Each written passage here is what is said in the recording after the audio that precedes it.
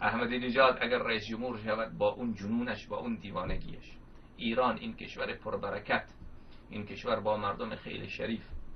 با مردم با استعداد، با فرهنگ، با تاریخ، با ایمان،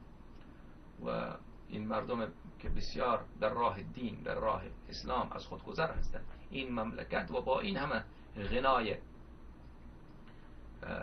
مردمی و غنای طبیعی و غنای علمی، این کشور تبدیل بشود به کشور فقیر مورد تحریم،